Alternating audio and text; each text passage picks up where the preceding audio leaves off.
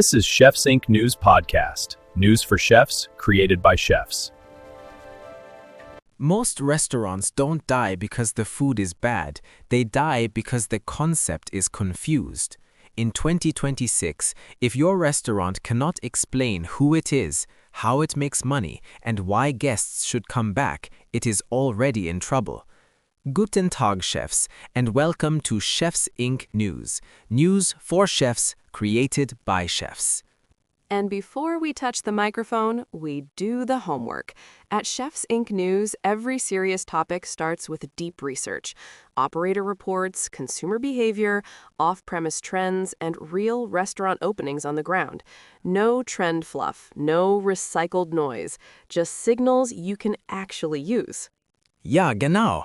Today we're breaking down the new restaurant blueprint for 2026. What the smartest new openings are teaching us about hybrid concepts, niche ideas, and how to build a restaurant that actually survives. Let's start with the truth. The restaurant industry is still massive. Sales are projected to reach about $1.55 trillion in 2026, but operators are still facing rising costs, uneven traffic, and guests who are watching every dollar more carefully than before. So yes, people still want restaurants. They just don't want to be fooled by them. Exactly. Consumers are still going out, but they are more selective. Many are not fully abandoning restaurants. They're trading down inside the same brand, using promotions, ordering fewer items, and choosing cheaper items. That means value perception now matters almost as much as the food itself. And when the guest feels the plate got smaller, the quality got weaker, or the experience got lazy, they notice immediately. They do, and off-premise is not optional anymore. Weekly takeout, drive-through, and delivery are now routine for a huge share of diners. The must-haves are speed, intuitive ordering, value offers, and loyalty.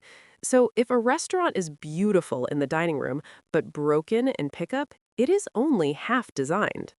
If your restaurant only works when every chair is full and nobody orders to go, you didn't build a restaurant, you built a gamble.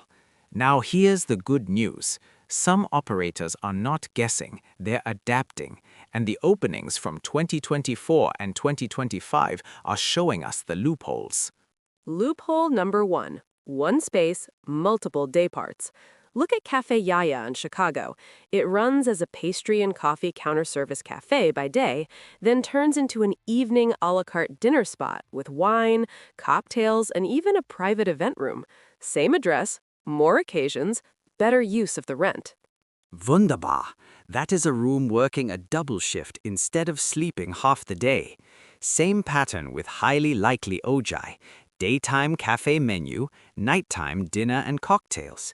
Different mood, different spend, same footprint. That is not just branding, that is revenue architecture. And then there's Buttercup in Chicago. Tiny space, very tight footprint. Coffee in the morning, Amaro bar and bistro at night. That's sharp. Beverage margin, day-to-night identity, no wasted square footage. Focused. Loophole number 2. Go narrower, not broader. Take Rayon in New York, a 14-seat chef's counter built around one deep niche, kimchi pairings. Not 100 menu ideas, not something for everyone, one very clear point of view. And that is exactly why people remember it, because they can explain it in one sentence. Yes, clarity is marketing. Clarity is positioning. Clarity is survival. And look at Black Forest Kitchen in Oakland. A pop-up turns into a permanent home around one focused product, Berlin-style doner kebab. That's niche, but not risky niche. That's understandable niche, craveable niche. Before, some chefs opened restaurants to prove range. Now, the smart ones open restaurants to prove relevance. Mira, te voy a decir algo. Loophole number 3. Restaurant plus something else. Take Huso in New York. It combines a tasting menu restaurant with a caviar retail operation. That means the same obsession, caviar, drives both hospitality and retail. One identity, multiple ways to earn. Restaurant plus retail, restaurant plus market, restaurant plus bar, restaurant plus events. That's the blueprint. And then you have Salud Hall in San Francisco, food hall, co-working energy, bars, cooking school, community use. Or Prescott Market in Oakland, multiple vendors, built-in variety, neighborhood gravity. These places are not just somewhere to eat, they're places to return to. And that matters because when one menu category slows down, the whole building still has life. So what does the 2026 blueprint actually look like? 5 rules. Rule number 1, be famous for one thing, not available for everything. A focused menu is not a limitation. It improves purchasing, training, consistency, inventory control, and waste reduction. And when margins are tight, simplicity is not boring. Simplicity is protection. If the menu needs a map, a flashlight, and emotional support, it is too big. Rule number 2, make the space work harder. Breakfast to lunch, café to aperitivo, counter service by day, full service at night, private dining upstairs, retail in front, whatever fits the concept. But dead hours are expensive hours. The rent doesn't care if your room is resting. Advising, rule number 3, design for pickup without killing dine-in. Because too many restaurants treat off-premise like an afterthought, but pickup is growing because it protects convenience without forcing the guests to absorb all the pain of delivery pricing. That means menu engineering, packaging, kitchen flow, and tech all have to support takeout, not sabotage it. If the fries die in 6 minutes and the sauce explodes in the bag, that dish was never designed to survive. Encouraging, rule number 4, build value without looking cheap.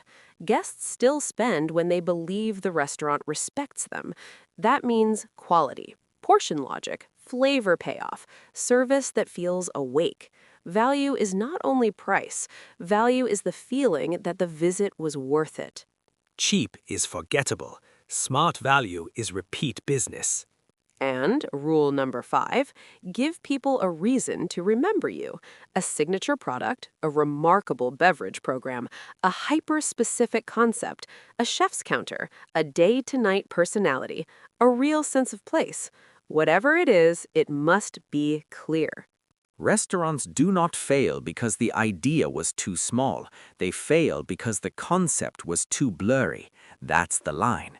Operationally boring in the back, emotionally memorable in the front. So, if you're designing a restaurant right now, ask yourself 3 hard questions. Can someone explain my concept in one sentence? Does this business make money in more than one way? And if traffic softens for a month, does this model still know how to breathe? And I'll give you a 4th.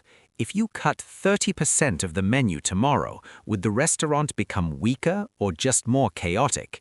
The future is not necessarily smaller, but it's definitely sharper. And the smart operators, they're already there. Tighter menus, better beverage margins, stronger identity, real pickup logic, more than one revenue lane. That's not trend chasing, that's survival design. So, here's your challenge, chefs. If you had to reopen your restaurant tomorrow with one sharper identity, one extra revenue stream, and 30% less menu, what would stay? What would go? And what would you finally stop pretending is profitable? That's the blueprint question. This episode of Chefs Inc. News is proudly sponsored by Chefs Inc. Stay hungry for news. Chefs Inc. News. News for chefs, created by chefs. Dankeschön for listening.